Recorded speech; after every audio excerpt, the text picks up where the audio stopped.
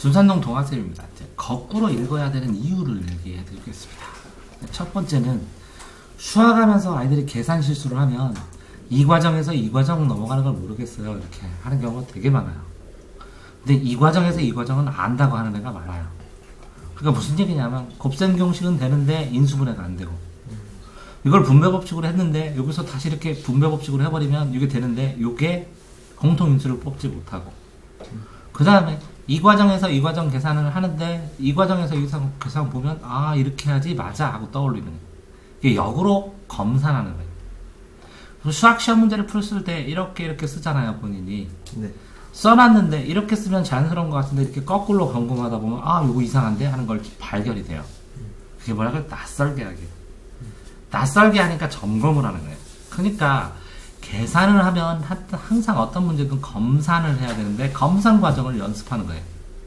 그러니까 수학책을 읽어서 개념서를 읽을 때 이렇게 읽었으면 이렇게 읽는 거고, 이렇게 읽었으면 이렇게 읽는 거고, 표를 이렇게 읽었으면 이렇게도 읽어보는 거고.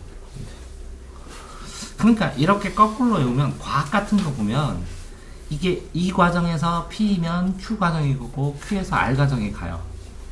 근데 이게 이유가 뭐지? 그럼 이거고, 이게 이유가 뭐지? 하면 이거거든요. 그러니까 인과관계를 정확하게 구분을 할 수가 있어요. 국어나 사회 같은 거 풀 때 보면 이렇게 문장이 나오면 주어 누가 그랬지? 은느리가 무엇을 그렸지? 그럼 을을. 그럼 어떻게 그랬지? 왜 그랬지? 이렇게 육하원칙으로 검사하면 시험 문제에서 다 걸려요. 근데 이렇게 되어 있는 걸 쭉 읽으면 못 외워 애들이. 근데 거꾸로 외워서 여기에 조사가 나와요. 조사가 나와. 이게 은느리가 누가 그랬지? 을느리가 누가 무엇을 그랬지? 이걸 어떻게 그랬지? 이렇게 하나하나 분석하면 다시 이렇게 읽으면 이게 명확하게 육하원칙으로 머릿속에 상황 정리가 돼요. 그러니까 시험 볼 때 굉장히 심란할 때 이걸 해야 되는 거예요.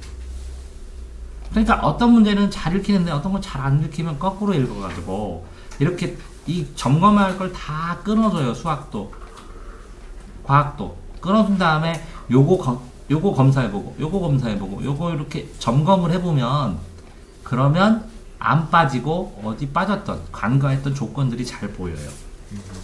조건을 점검을 해야 되니까. 또 공부를 할 때 보면 아이들이 보통 제시문부터 읽고 문제 이렇게 해설을 읽는데 일부러 애들한테 연습시켜요. 해설을 다 읽은 다음에 문제를 다 보고 선택지 있는 걸 다 고른 다음에 제시문을 보고 풀어보라고.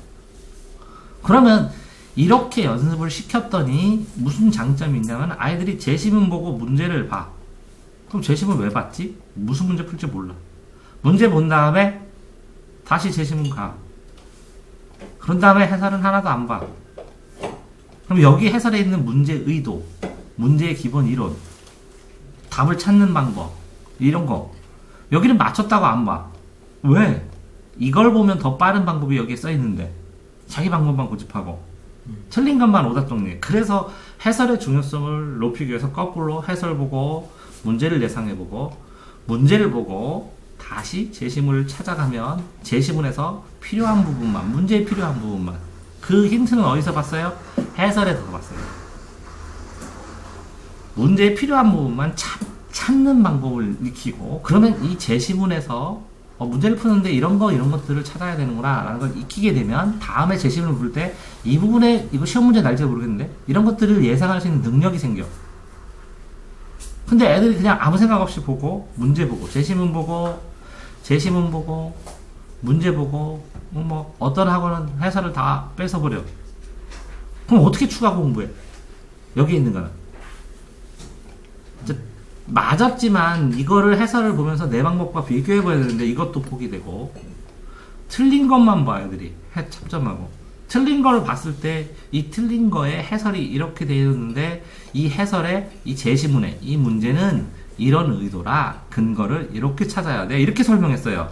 제시문이 이러니까 이런 내용이 아니라 문제가 이러니까 이렇게 근거를 찾아야 돼 라고 설명을 했어요. 해설에 거꾸로 읽는 방법을 해설에 설명한 거라고.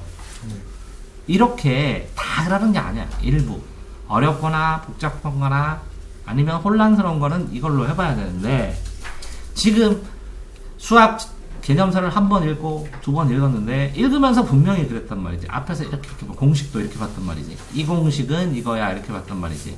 그러면 애들이 뭘 못 푸냐면 이거를 이쪽으로 바꾸는 문제를 내면 못 풀어요. 그러니까 이걸 거꾸로 가는 거를 계속 한 번쯤은 한두 번쯤은 읽어줘야 된다. 거꾸로. 네. 거꾸로 읽는 이유 알겠어요? 네. 정화쌤입니다.